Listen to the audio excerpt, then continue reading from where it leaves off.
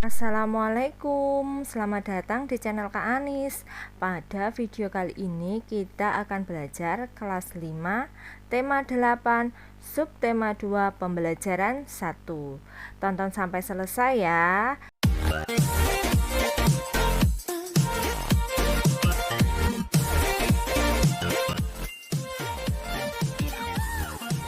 Nah, sebelum kita ke pembelajaran, jangan lupa kita berdoa menurut kepercayaan dan agama kita masing-masing ya.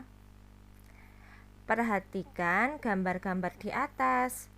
Nomor 1, apa komentarmu melihat kedua gambar tersebut?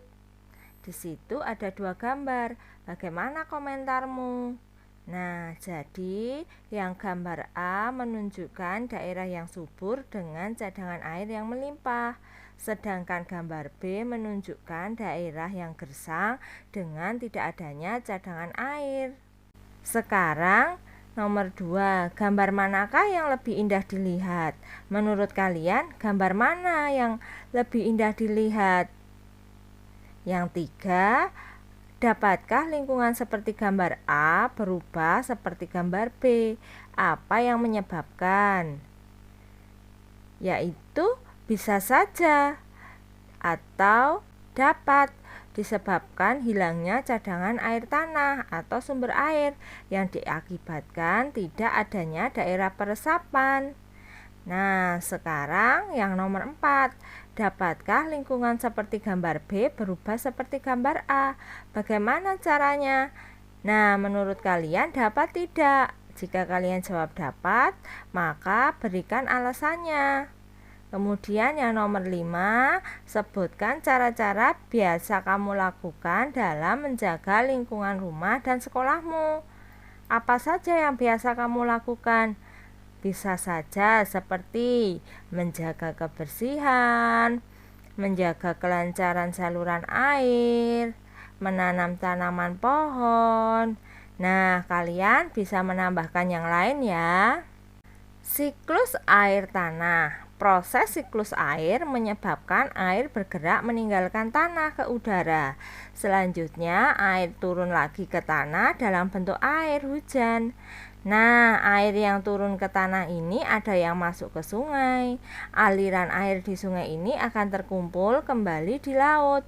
Selain masuk ke sungai dan mengalir ke laut, ada juga air yang tergenang membentuk danau. Air yang turun ke tanah ada yang masuk dan bergerak ke dalam tanah melalui celah-celah dan pori-pori tanah serta batuan.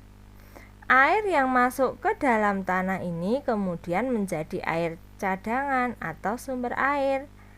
Air cadangan akan selalu ada apabila daerah peresapan air selalu tersedia. Daerah resapan air terdapat di hutan-hutan. Tumbuhan hutan mampu memperkuat struktur tanah.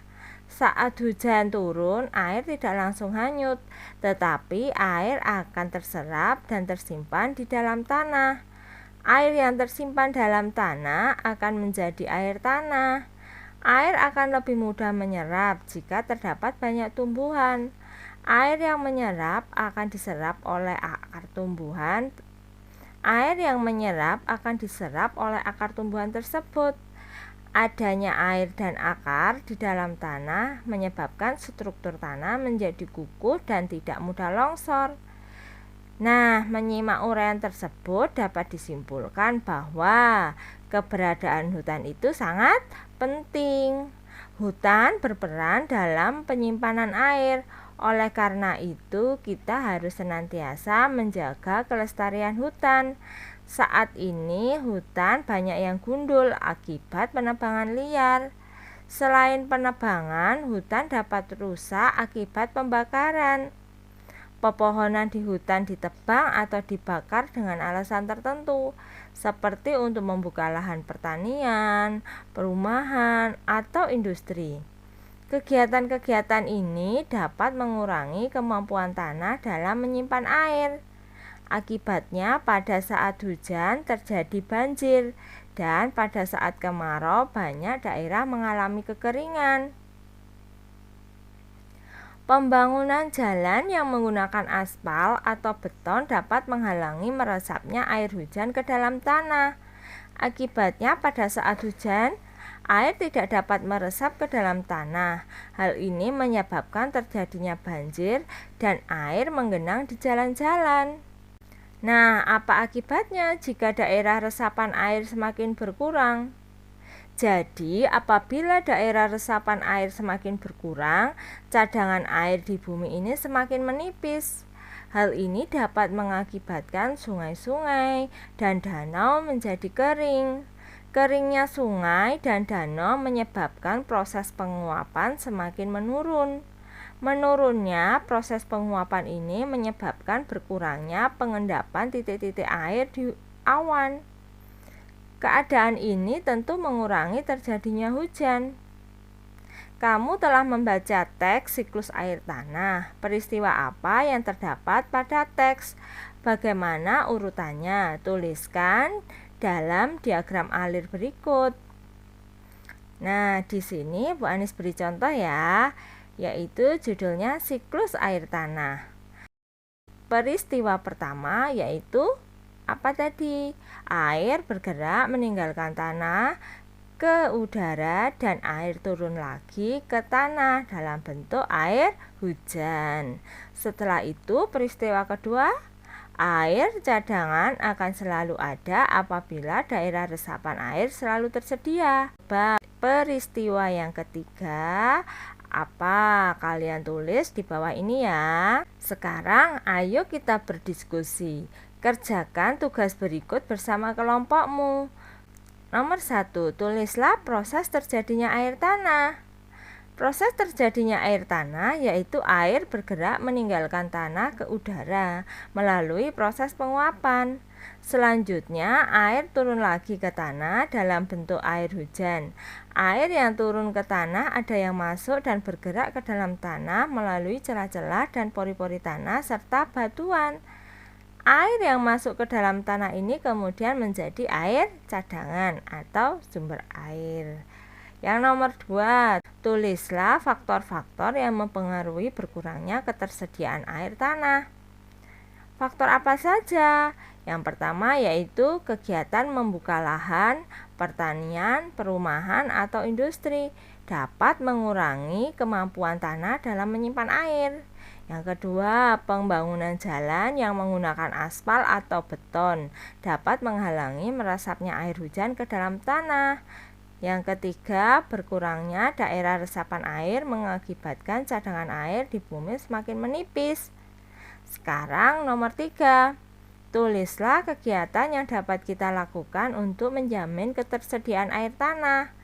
Kegiatan apa saja ya? Jadi, kegiatan yang dapat kita lakukan untuk menjamin ketersediaan air bersih yaitu dengan menghemat atau bijaksana dalam penggunaan air. Kemudian, membuat lubang resapan. Lubang resapan berguna untuk menampung air hujan supaya terserap ke dalam tanah. Kemudian, menanam pohon. Menanam pohon supaya akar-akar pohon dapat menahan air di dalam tanah. Yang terakhir, mengurangi sampah atau limbah.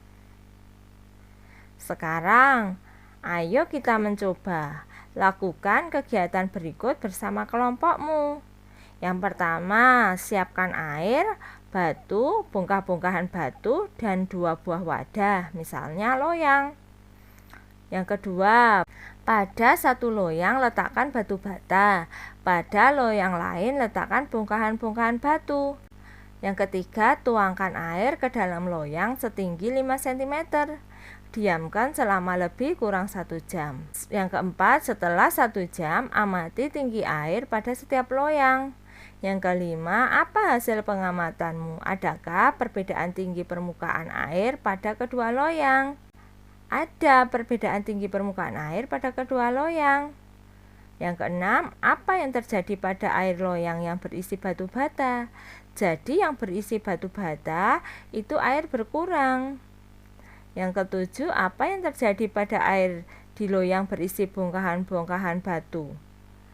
Nah, pada loyang berisi bongkah-bongkahan batu, tinggi air tetap. Nomor 8, apa yang dimaksud air tanah? Air tanah adalah air hujan yang meresap dan mengalir di bawah permukaan tanah. Dan yang nomor 9, apa yang dimaksud air permukaan? Air permukaan adalah air yang ada di permukaan tanah dan tidak meresap ke dalam tanah. Sekarang jawablah yang nomor 10 ya. Dari percobaan di atas, loyang manakah yang menunjukkan terbentuknya air tanah dan loyang mana yang menunjukkan terbentuknya air permukaan? Sekarang ayo bercerita. Nomor 1, tulislah hasil pengamatan dan analisis kalian. Kemudian ceritakan hasil diskusi kelompokmu pada kelompok lain. Nomor 2, hasil percobaan tersebut jelaskan terjadinya air tanah dan air permukaan. Nah, sekarang ayo renungkan. Hari ini saya belajar tentang apa saja ya? Hari ini kita sudah belajar tentang bagaimana terjadinya proses siklus air, siklus tanah, siklus hujan, dan akibat dari merusak dan penebangan liar dan pembukaan pemukiman. Nah, yang terakhir, kegiatan bersama orang tua. Diskusikan dengan orang tuamu kegiatan-kegiatan yang dilakukan keluargamu. Untuk menjamin ketersediaan air tanah, tuliskan hasilnya pada tabel berikut. Nah, kamu dapat menuliskan beberapa contoh kegiatan yang dilakukan bersama keluargamu untuk menjamin ketersediaan air tanah. Nah, seperti apa saja ya? Bu Anis beri contoh ya. Yang pertama, membuat daerah resapan air atau biopori. Yang kedua, menanam pepohonan di sekitar rumah. Yang ketiga, membersihkan sampah di sekitar rumah. Nah, kalian berikan contoh kegiatan yang lain ya. Demikianlah pembelajaran pada hari ini. Jangan lupa klik like, komen, dan subscribe agar kalian dapat berlangganan secara gratis pembelajaran dari Bu Anis. Terima kasih. Assalamualaikum warahmatullahi wabarakatuh.